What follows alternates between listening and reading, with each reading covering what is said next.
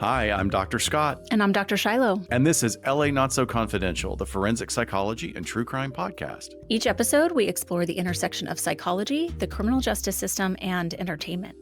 Welcome Behind the Couch. Today's live stream conversation features retired FBI special agent, attorney, and author Katherine Schweit, and she'll be discussing her new book, Women Who Talk to the Dead. Hi, everyone. Thanks for joining. Got another fantastic show for you guys today. We're in our summer book club era. Let's see, what do we got off the top? What's off the top? Amazing event last night. You were the one who found us LA in a Day, a really great company run by our colleague, Chris, who there's just not enough great things to say about how wickedly talented this guy is. He knows everything about LA in so many different domains. And as a present to our Patreon members, we wanted to do 2 of these events. So we had summer and they filled up last time we did them so quickly. So we did another leg of the Sunset Boulevard tour. He's got 2 legs, and that we did one a couple of years ago. Yeah, that was Hollywood. Yeah. Boulevard. And then this one, Sunset Strip. And this is more the Sunset Strip. It's supposed to be 2 hours. It ended up being 2.5 hours after a great round of cocktails and sushi at Volcano. We just had a blast. It was great. I mean, I was wrecked after a 16-hour day. Oh, yeah. I didn't start moving today until about 10 a.m., but it was great. And all of our Patreon members that were there, it was just amazing. So thank you all for showing up. Yes, so much fun. So with that, we have some new Patreon member shout outs to do since our last one. At the associate level, we have Kaya L, Karen M, and Idolina. And then at the doctoral level, we skipped interns. Nobody wanted to be an intern for us this month around. That's okay. I can completely understand that. We feel you. That's fine. Been there, done that. So at the doctoral level, we have Katie A, Megan B, and Kimberly J. So I have some swag to send out. I know I also need to do the monthly giveaway. So I will get on that and notify our winners. So every month we do a giveaway for a piece of merch or a little gift that Dr. Scott and I pick out. And those are for our doctoral level folks. They get entered into that giveaway every single month. So I will get on that because we got some new people and we have some months that have passed by, but we will get your swag out to you guys. All right. It's time. Yes, it is time. So thank you, folks. We're so happy that we can have wonderful guests on Behind the Couch. And this is our second visit with Katherine, I believe, right? Charlotte? Yes. Oh, right. It Okay. is. So this is the part of our show where we intentionally embarrass people with their incredible accomplishments.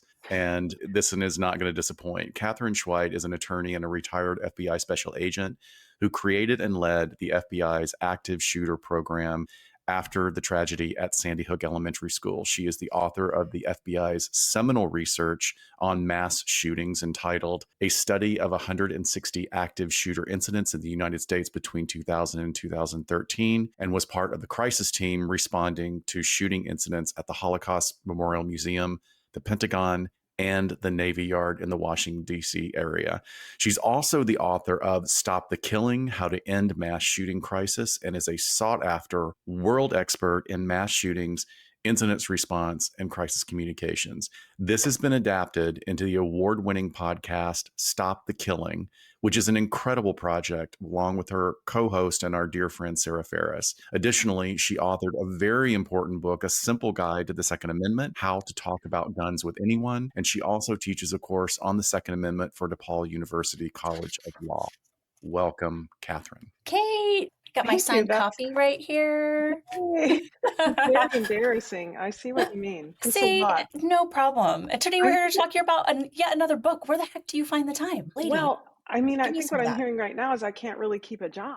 That's what that sounds like. Wow, look at that negative reframing, Kate. My goodness. We're all overachievers. We're all That'll be us in overachievers. retirement. We are. I know. I can't even imagine. But I love doing things. And, I just kind of can't slow down. And there's so much out there to explore, which really is the new book. It isn't about mass murders. But Yes. I call it my fun book, but it is about dead people. I know when you told us about it, you're like, I promise this one is fun. We were like, okay. Even though it's about dead people. But it's an Yeah. Well, I extraordinary story. Well, I wanted to go back to one thing very quickly in because it does sort of give an overview of the depth and the profundity of the work that you do.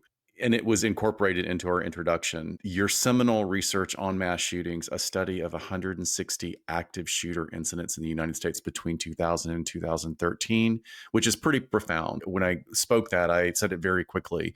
But the reality is that this is a phenomenon and an ongoing challenge within our current society, Western world, that is not going away. I mean, hopefully at some point in future generations, we will get a handle on it, hopefully sooner. But thank you so much for being a part of that important information gathering and synthesis so that people can understand what's going on. Because I think that is like, if we were talking about the good place and all the points you get for whatever comes after this existence, I think you're really high up there. So Oh, thank you thank for you. that.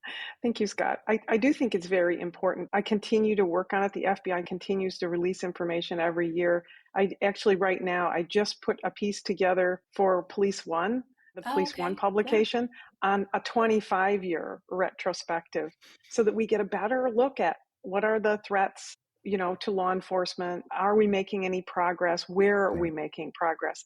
And I'm going to be putting together even more in the next 6 months. I actually have analysts working behind the scenes on the data for me. Nice. And that seems really important too, is that in the midst of all of this heavy material, it's got to be vital to recognize the movement that has been made Right. instead of just focusing on everything that's going wrong. I don't mean to, certainly not minimize the horror of it, but also focus on the benefits from having all this information synthesized.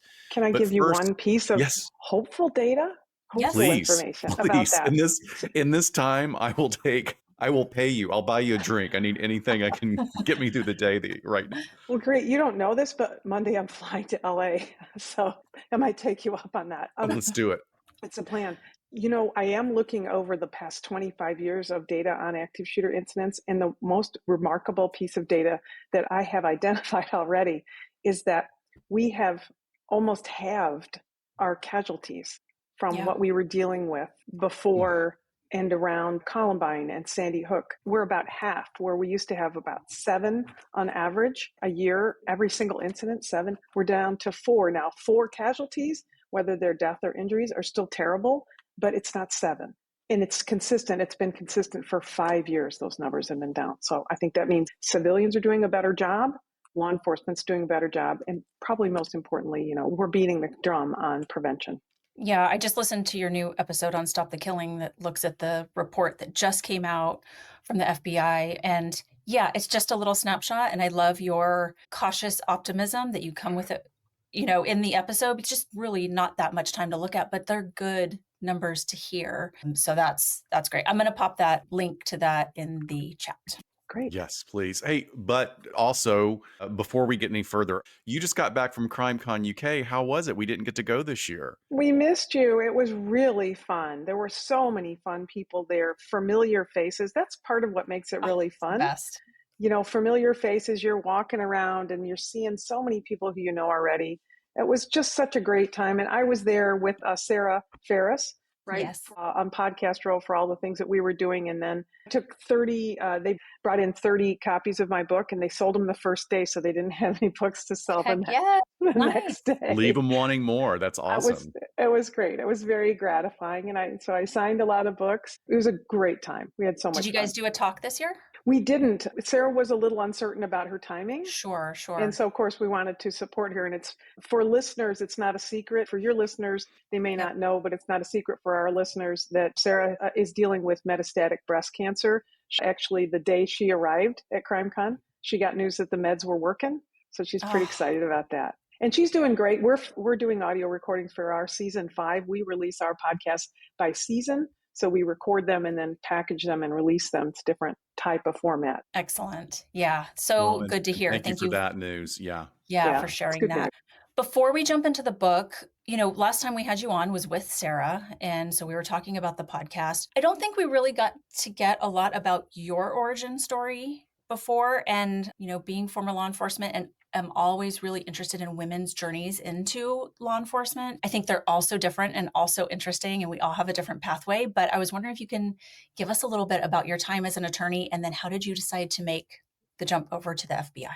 Yeah, I hadn't planned on it. I was working as an attorney in the Chicago prosecutor's office, which is the largest prosecutor's office in the United States. And it's a great job. I love doing it. I love Chicago.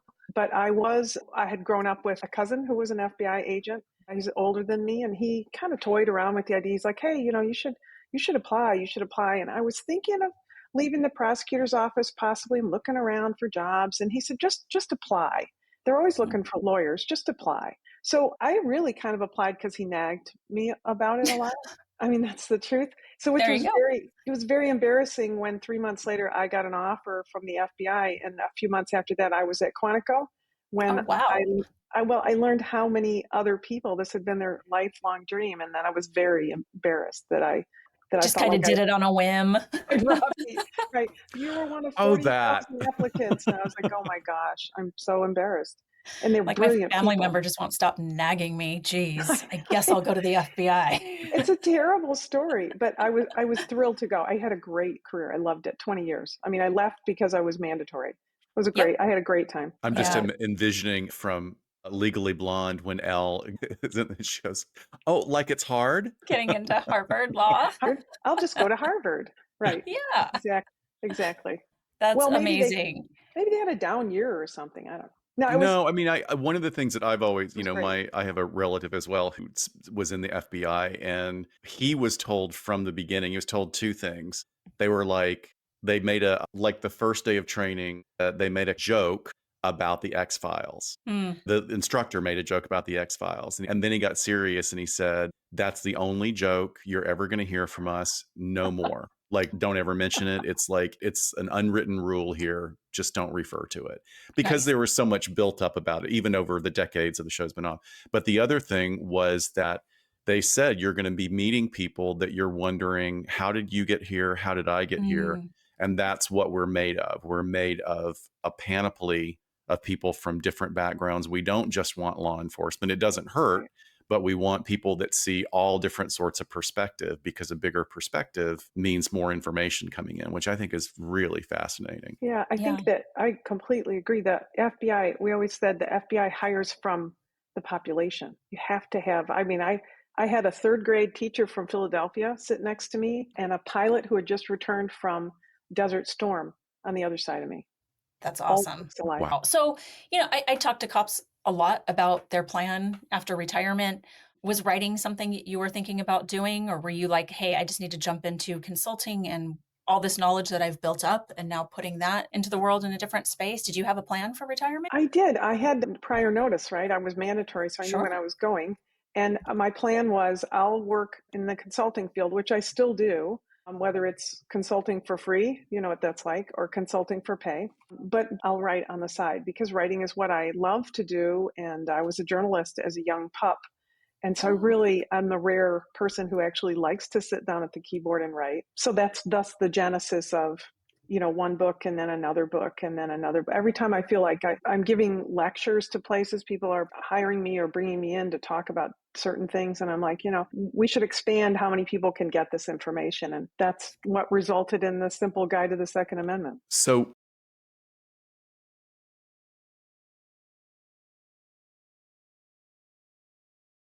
this is a great transition then.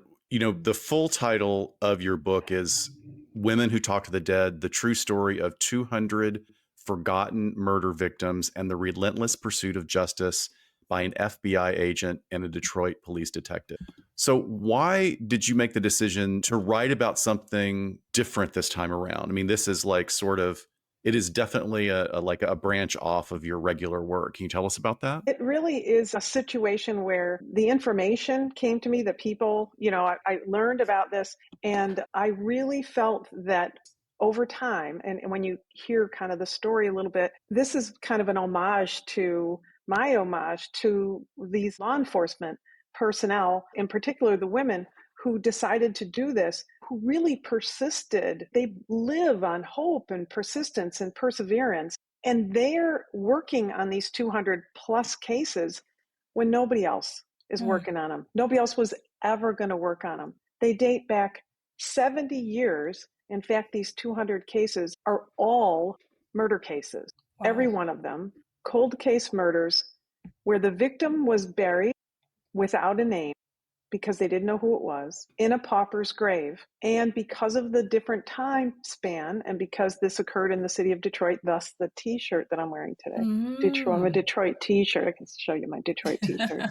Because the people were buried in paupers' graves prior to having any DNA pulled. First of all, we never did that for a long time. And then when the others did it, they didn't do it in Detroit. That's a critical piece of evidence that could be available now to solve a murder, but they didn't have any of it. Yeah. And the perseverance of these women is really the heart of this story. It's really a love story of law enforcement never giving up. So how did you first learn about this story, about the female investigators that are at the center of it all? How did that connection occur? So the Detroit police detective, Shannon Jones, I had never met. And actually, this goes way back. I wrote a couple of other books and other things in between. And first time that I heard about this was from the FBI agent, Leslie Larson. When Leslie was hired by the FBI as not an agent, as a clerk to collect confidential trash and put mail in mailboxes, she was hired as a 22-year-old into the Milwaukee FBI office where I was the acting terrorism supervisor. Oh. And I met her then. Okay. So she was just a clerk, just doing paperwork. She was just a clerk. She wasn't even doing paperwork. She was like occasionally answering phones, and she was emptying trash cans. She was getting her master's degree. She had just finished her bachelor's degree. But unlike my story, Leslie's origin story, which I go into in the book, Leslie's always wanted to be an FBI agent. Her whole set in life was to become an FBI agent and dig up dead people, which seems kind of like an interesting career choice when you're like 9. Sure. Most kids aren't pulling that out on career day. Exactly. But she loved the aspect of archaeology. She thought about being an archaeologist. She says, maybe someday I still will be. But cool. She also was fascinated by the work that the FBI did. She was a fan of Silence of the Lambs. And she set about to create a path for herself to become an FBI agent, and then eventually took over what is the third busiest forensics team, ERT, in the FBI, which is the one that runs out of the city of Detroit. No kidding. Wow, that's the third biggest. My goodness. I think that what you're touching on is reflective of a certain type of personality that gets drawn to that. And it's not only about putting pieces of a puzzle together, it is about archaeology. It's about personal archaeology and societal archaeology. And my brief experience with it when I was lucky enough to go to the FBI and LAPD crime library, basically, where they're trying to pull back all of these, like literally 100 years of investigations and boxes and evidence that's been spread all over the county of LA. And the two detectives that were working that unit, they were archiving. And they said, it's not only us, it's anybody that comes into this job. You are pulled to it for a reason, and then you get passionate about it. And like, I just think that's so interesting. I'm sure some people, it would never occur to be interested by this type of deep dives into the personal stories of these unnamed victims or these cold cases and dead ends. So I love that we're spreading light on it. And maybe this will help bring light to funding rape kits, if nothing else, those kind of things that are desperately needed across the US. One of the challenges, I'd love to give you just a little backstory about how this whole situation in Detroit came about. But one of the challenges is that exhumations cost thousands of dollars for one to dig up one body. So if I could just tell you how these two connected up, because just what you were saying about the personalities, I think these two ladies, Shannon and Leslie, they really have that connection to the victims, to the people in the cases, and they feel that that's why they do the jobs they do. So Shannon Jones had been assigned at a point in her career. She's from Detroit and born and raised out in the suburbs and then with the Detroit Police Department. Shannon had been assigned to the missing persons desk. She was and she still is, the one person assigned to missing persons in the Detroit Police Department. And Shannon began to notice that sometimes, first of all, just what you were saying about LA, nothing electronic, paper files, no idea. So she found in their converted grocery store warehouse where files were being kept with all the other county files, that the police files included all of these cold case murders that not only, weren't being worked, but weren't digitized. And so there was no way to even search for them. So somebody would come to her and say, hey, I'm looking for my missing uncle. And well, when did your uncle go missing? 2005. And Shannon would go back to see if there was a report filed for 2005. And sometimes she would find she didn't have a missing persons file, but she might have a murder case of an unknown person. And they were beginning to dovetail. Mm. So it is a crazy, imagine visually what happens. Shannon begins to put missing person faces and files up on the partition next to her desk. And then she begins to put the people who are for these cold cases that are unidentified murder victims. And she tags the top on one side, where am I? And she tags the top on the other side, who am I? And she starts Powerful. matching. Mm. Yeah, she starts matching these cases up. And it's all about the people. Shannon keeps saying it's somebody's brother, mother, sister, son, person who disappeared. And that's really her motivation. And this was when I first learned about it about 6 years ago. That's amazing. I mean, that's like paper archaeology, right? Like you think archaeology, like someone digging and using the little toothbrushes, but that's like what she's doing with these paper files that aren't talking to each other, and she's having to dig through those. Yeah.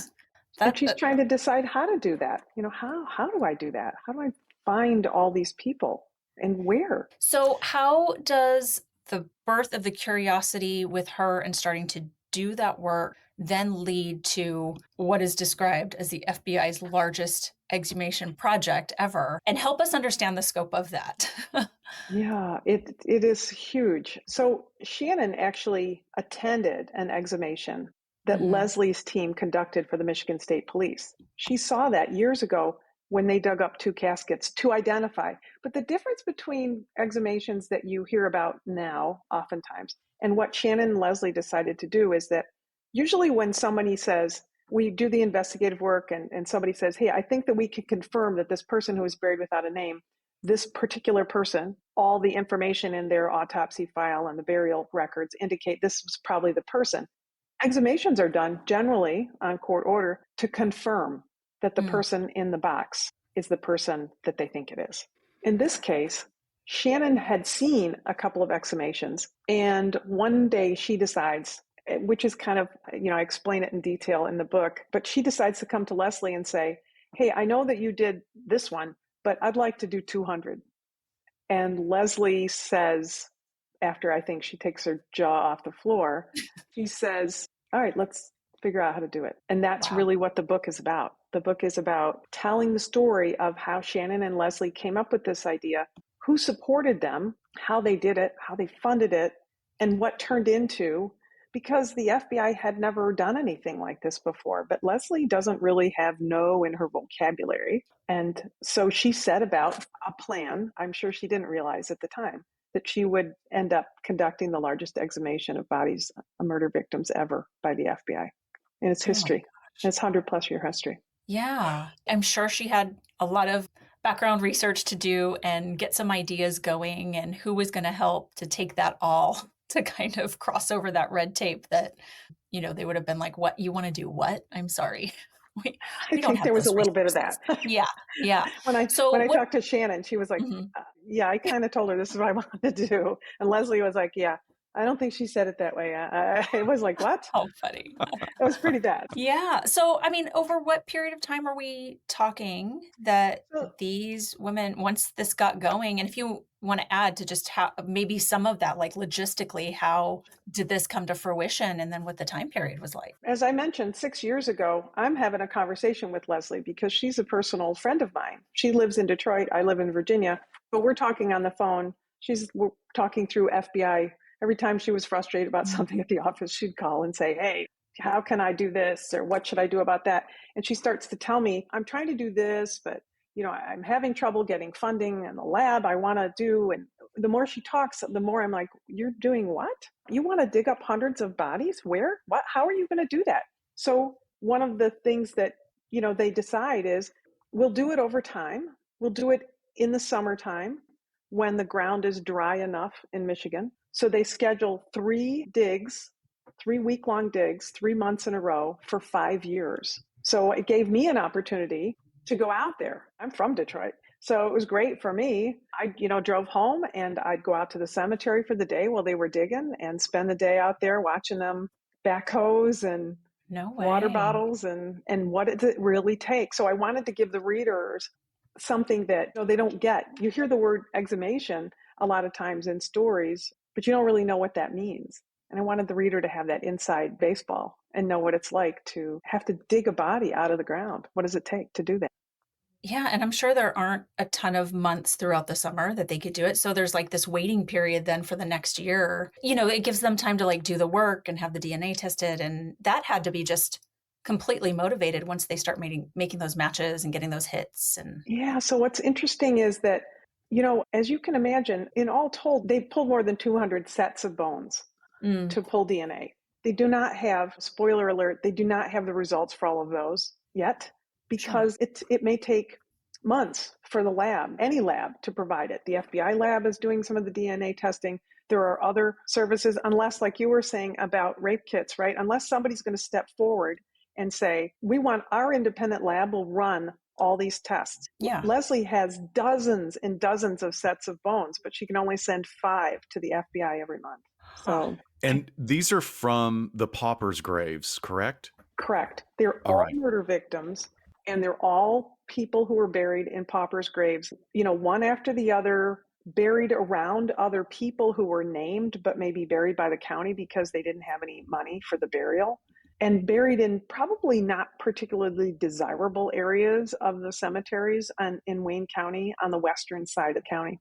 Wow. Yeah, we have a version of that here in Los Angeles that Every city is, does. yeah, and I mean, especially being Los Angeles being so large, and one of the wonderful things that they do is they have a memorial service once a year that is open to the public where people Yeah. I can love come that. and give their thoughts and prayers to these unnamed victims that might be either murder victims or they're people that were homeless or unhoused but unidentified. Yeah. There's no one there to recognize their life. So I just love that this is the next step, is that some of us are recognizing these nameless folks, and then you guys are taking it the next step and trying to bring justice and recognition to them. That's such a wonderful circle there. It really is. I love that idea of a ceremony. I should do that in Detroit. I should sponsor that and do that in Detroit.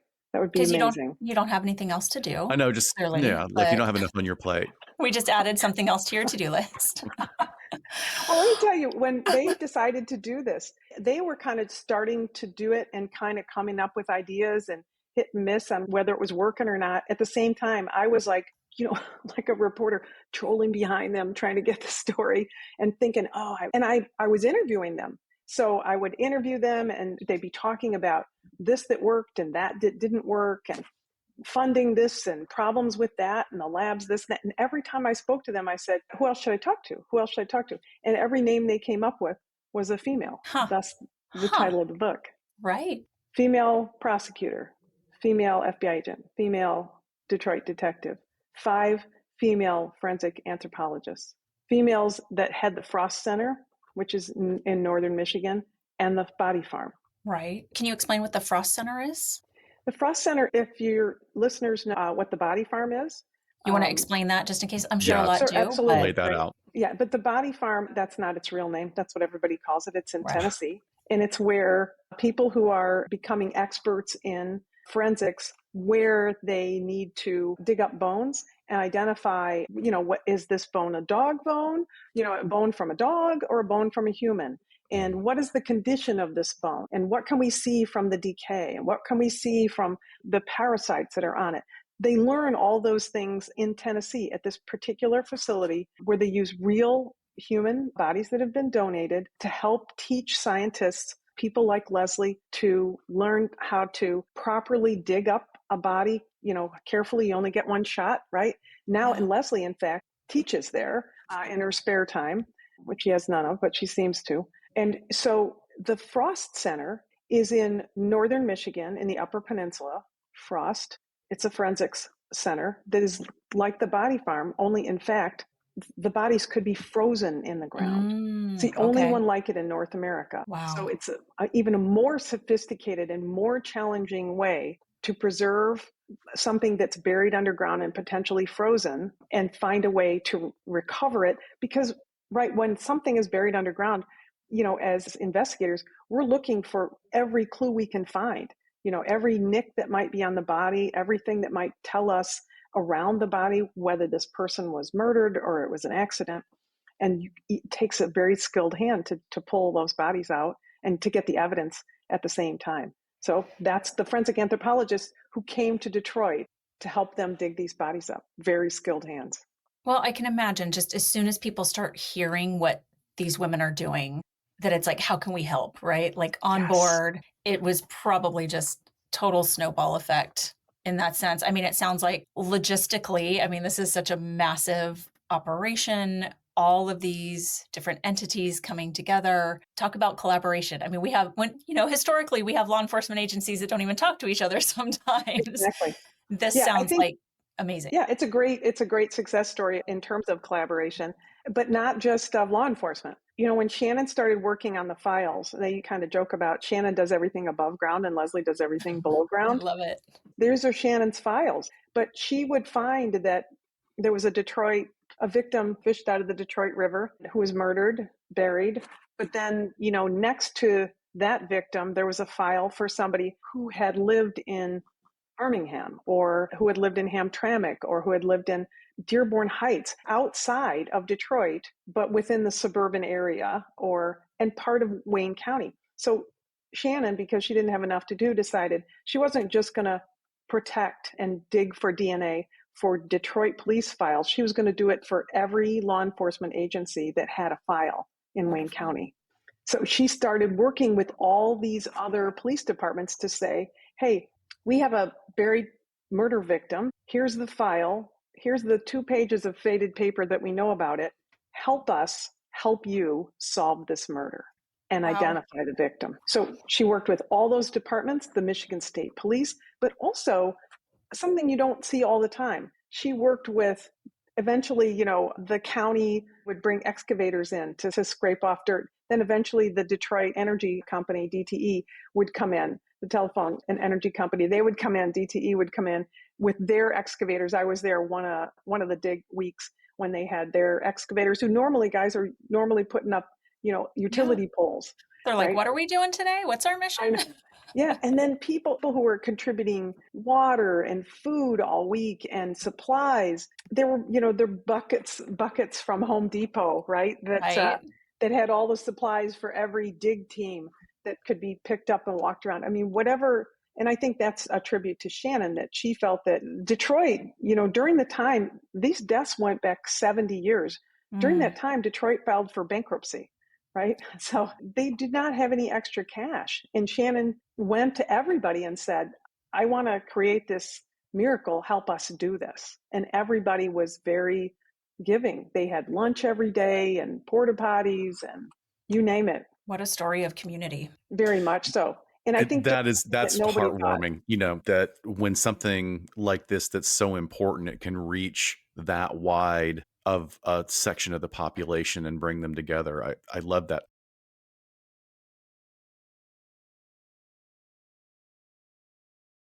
Building on that, Shiloh was letting me know that so far over 30 people have been identified. A couple of things. Can you share what that process was like for the investigators and the families? And can you comment on what the latest developments in the science are? I mean, we talk about the body farm and Yeah. Frost and stuff, but is there anything else that is information gathering or devices, like what's out there that's driving this into the future? 2 things. I love that you asked me that question, Scott, because first of all, you hear 200, 220 bodies, and they only have 30 identified so far. Well, that's because it took them a couple of years to get their first DNA identification.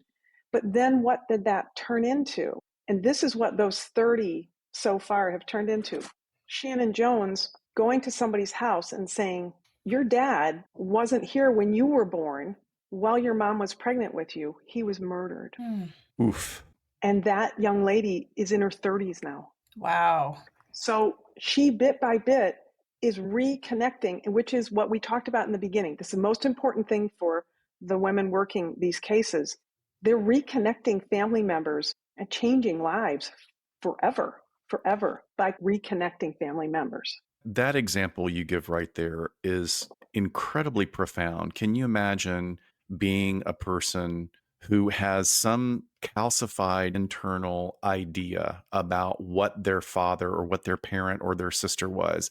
That it could be, my dad ran out on my mom, my dad abandoned us, my sister abandoned us, my mother abandoned us. Right. And then to find out that, like, no, it would, all of that I assumed for all this years, like, that's got to trauma in a good way, or it's the beginning of a new path of healing to know that it wasn't that you were abandoned, but that something terrible happened to your family member. What a gift. I mean, it's not a comfortable gift by any means, but You're like, right. what a wonderful, wonderful gift. No, I completely agree. I mean, I think you can't really, phrase it a different way. I think it's an incredible gift that the tenacity of these law enforcement officers who said, we are not going to forget these victims. These were dead files, dead bodies. Nobody was working on them for up to 70 years worth of files. Nobody. And Shannon and Leslie said, we are not going to give up. These families don't even know what happened to their missing people. We're going to help them. Can you Yeah. tell us a little bit about the emotional toll that they experienced? I mean, this is a lot.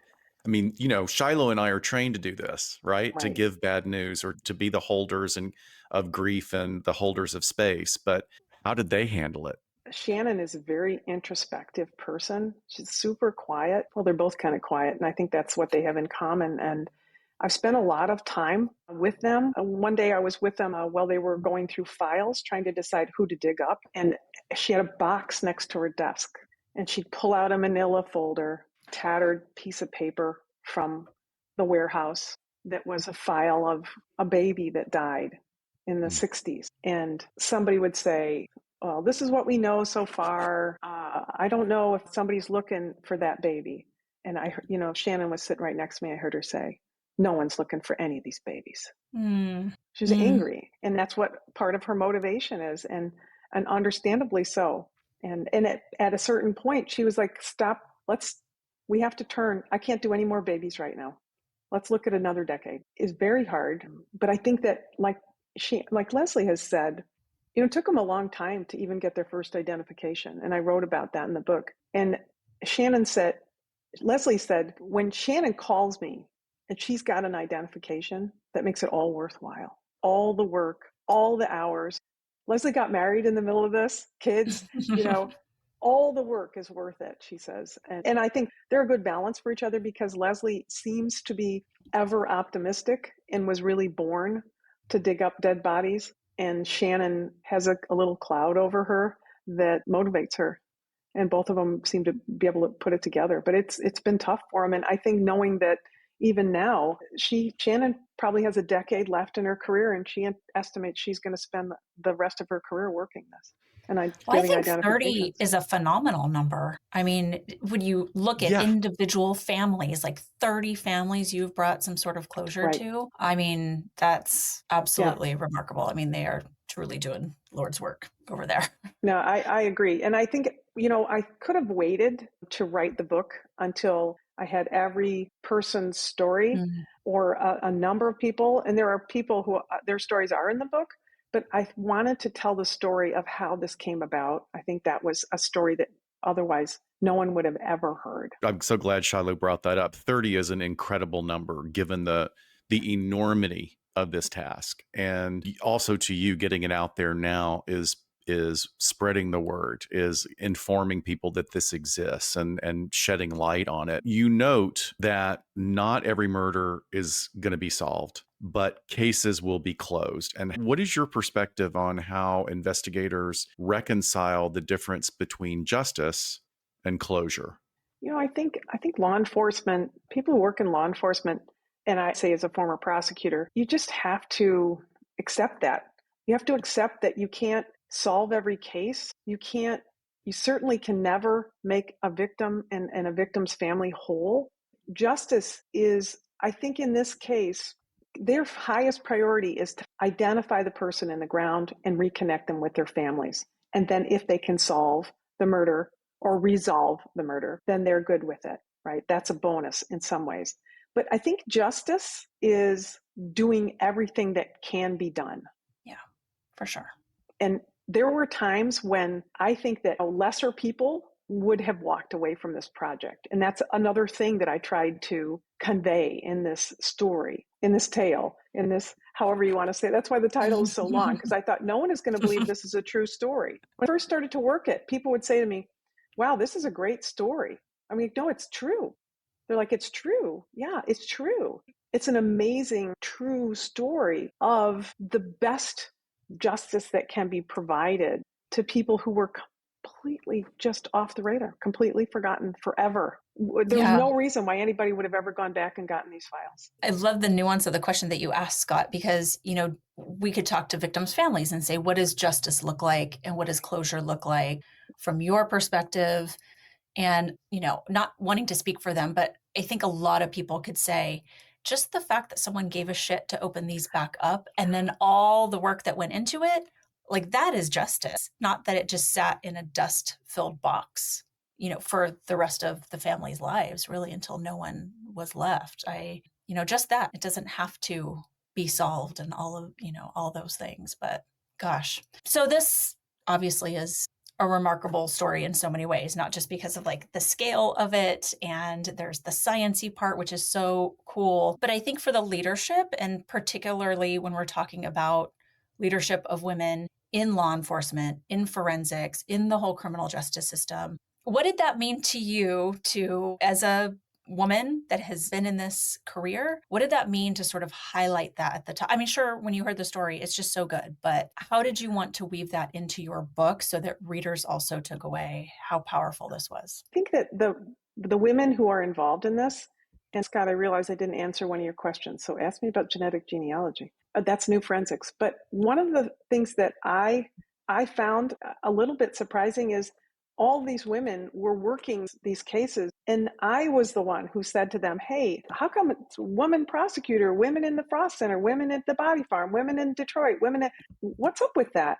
And they all were like, I don't know, I didn't think about it. But I think when I pressed them about it, I think they recognize, I think Shannon and Leslie both recognize that they feel that women can bring, which is a broad brush stroke here, but women can bring kind of a sixth sense. Sure. Leslie says she can walk onto a property and feel whether or not somebody is underground. And Shannon says she can do that. She said they rarely disagree on that. And she believes that that's because they have that, what some people call women's intuition. But yeah. And she didn't use that term, but that idea that they have that sixth sense, that they're just more attuned. And I think that's what astonished me about this story. And actually, I'm glad you asked me this, because I had somebody criticize me for using this title. They said, why are you highlighting the women part of it? Like, why are you making this about gender? That was their criticism? What? Yeah. I thought they were going to say, like, is this about clairvoyance or, I see dead people?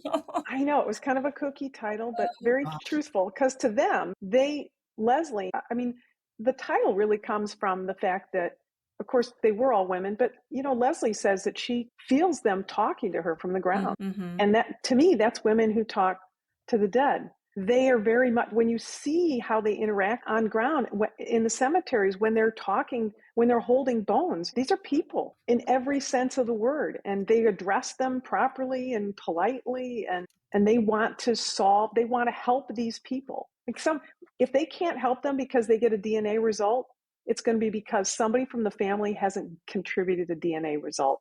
Right. So if you have somebody missing in Wayne County, Michigan, or any place else in the country, remember that if there isn't a DNA on file someplace for somebody in your family, they can't do it. They can't solve this.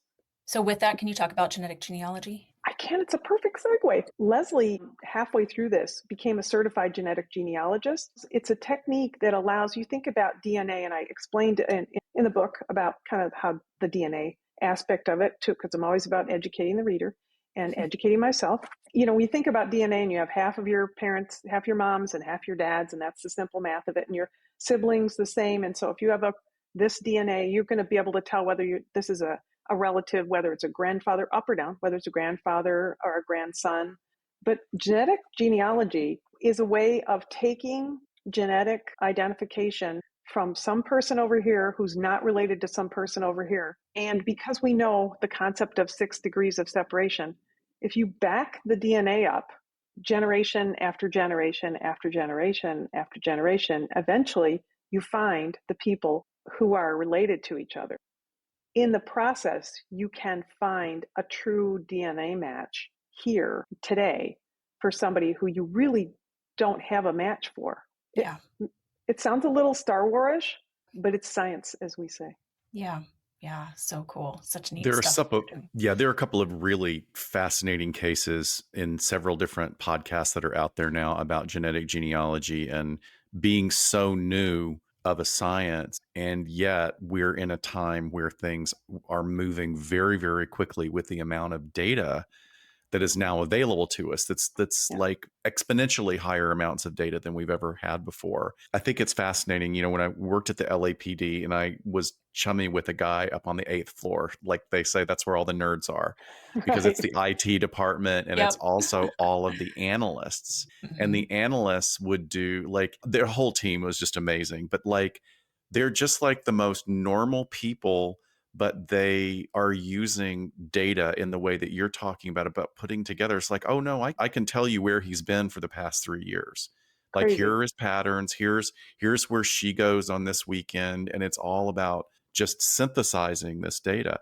The only thing that I don't know if you have any information on this, but it is big in the Senate hearings right now, is with the bankruptcy and the sale of one of the biggest collectors of genetic information in the country. Yeah. What is that going to mean? Because our data is supposed to be kept safe. And yet they're saying very openly that, like, it's safe, except we're going to sell it for marketing purposes. Like, they're going to use it for something else completely. But it feels like we have a very dialectic relationship with what can be done with that information. The way that it's going to be used to solve crimes is amazing. But yeah, I be think the careful people about who, what you do with your data. Yeah, true. A couple of weeks ago, I was in Michigan for a Missing in Michigan event. These are people who every day have family members who've been missing for days, weeks, months, years. Yeah. And it brings the reality. And Shannon and Leslie go to those events. So do the others.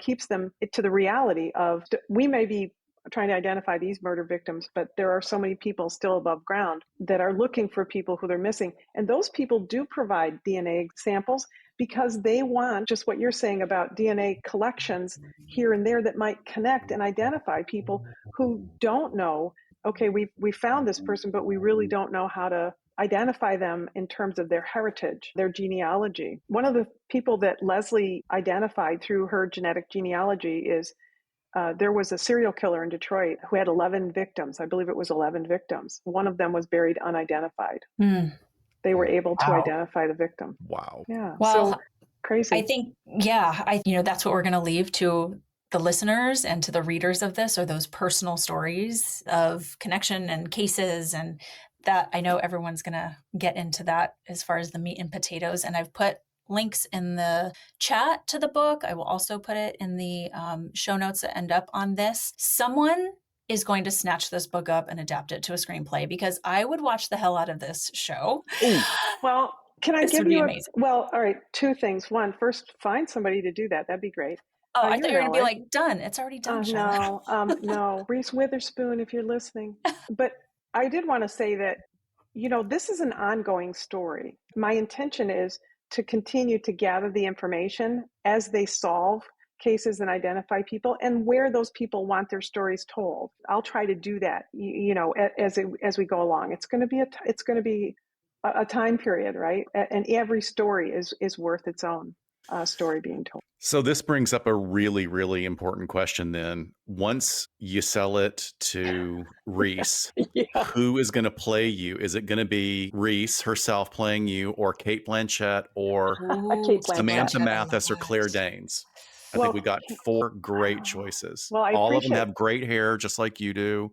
Great Great. cheekbones. They're like, you're going to have your choice of people to play you. Uh-huh. Well, yeah, I'm not holding my breath. And truthfully, this is the obvious, right? But I'm so not the story. The story Mhm. is really those lovely, incredible, persistent women who believe in this mission and Yeah. they just wouldn't let go and they continue to fight it. So yeah, you go ahead and pop this into a movie. It'd be great. Yeah. Well, we'll figure out the rest of the casting for you Yes. Okay. soon here. I kind of Everybody, like Kate Blanchett. That's a I nice like idea. that too. I Yeah. really like that for you. Everyone, please go pick up this book. It's available on Amazon. Kate, And thank you everywhere you get your books, everywhere you get your books. ebooks, audiobooks, Thank I think you. coming out next week. Thank you for everything that you do. I'm also going to put your website into the chat because it's an endless resource. I actually just sent it to someone today who's working on an active shooter training as far as really looking at the most up-to-date research, evidence-based training. Kate is not a gatekeeper here. She wants people to be educated, and we have used her resources before in our shows when we touch on things like active shooters and school shootings. So I thank you so appreciate much it. for all that work and for keeping that up to date. That's really important stuff. So please, everyone, go check out her website. There's a TED Talk on there, Stop the Killing podcast. Just an incredible body of work that we have also, utilized in the past and so important today. But this is a fun one. Thank you so much for writing this book too Thank and you. telling this story of these women and all of these women, and of course of the family. Yeah. But we appreciate your time. Thanks for coming back. Thank you so much. This was so so fun to talk about something I've been working on for so long. So I really Yes. appreciate it. Thank you. Congratulations. Thank You've done you. it again. So thanks so much, Kate, and everyone else. We will see you next time on LA Not so. Confidential. Bye, guys. Bye, folks.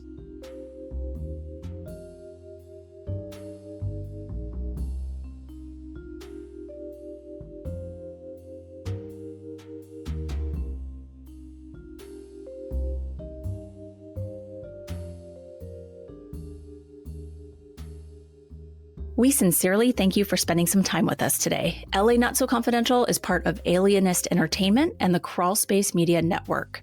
Each episode is hosted, produced, and written by Dr. Scott and Dr. Shiloh.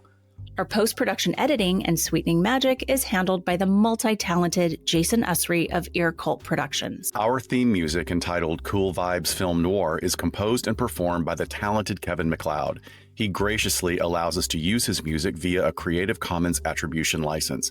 Please check out all of Kevin's amazing work on YouTube. All of the resources for each episode can be found on our website at www.la-not-so-confidential.com.